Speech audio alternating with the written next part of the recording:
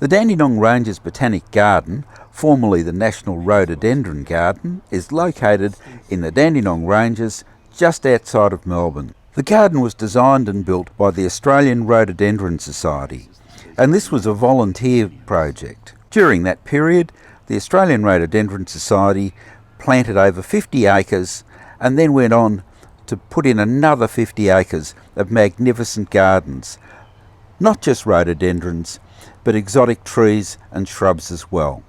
At the same time, tree ferns and towering mountain ashes were retained, and this combination of exotic trees and native plants is what gives this garden its unique characteristic. In 1996, Parks Victoria took over the management of the garden, and it now manages the Rhododendron Gardens, or Dandenong Ranges Botanical Gardens as it is today, as well as the George Tyndall Gardens, Periander Gardens, Alfred Nicholas Gardens, and of course many other gardens in other areas of the state. The Australian Rhododendron Society is still actively involved in the garden. A group of volunteers work with staff from Park Victoria on a regular basis. So although there are over 15,000 rhododendrons, there are also lots of azaleas which are related, many camellias, and some marvellous specimen trees as well. There are also good collections of deciduous magnolias, protea and related plants, as well as a developing collection of Chinese plants.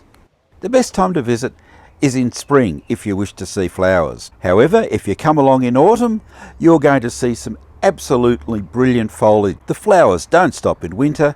There are masses of hellebores, mahonias and other winter flowering plants and bulbs. In the summer months, this is a cool retreat from the heat of the city as it's in an elevated position in the Dandenong Ranges. There are cafes, there are made paths, you can get off the beaten track, you might see a lyrebird, and you'll certainly see some wonderful views of the surrounding hills. You can find weird and wonderful plants like Gunnera manicata. You can find examples of conifers such as the Himalayan spruce. You'll also find Varroa rhododendrons, and of course this large garden is a wonderful place for a picnic or spend a few hours just walking around and bathing in the beauty of the gardens and the forest. And in spring you might visit at the right time when the cherry blossom walk is in full flower. This is one of the 3 botanic gardens in and around Melbourne. The other 2 are the Melbourne Botanic Garden, which is in the heart of the city, and the Cranbourne Botanic Garden, which features Australian native plants. It's an hour's drive from Melbourne, but well and truly worth the visit. These aren't the only gardens that Melbourne has to offer.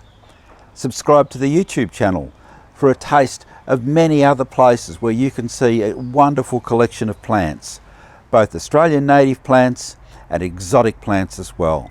We hope you enjoyed our brief tour of the Dandenong Ranges Botanic Gardens.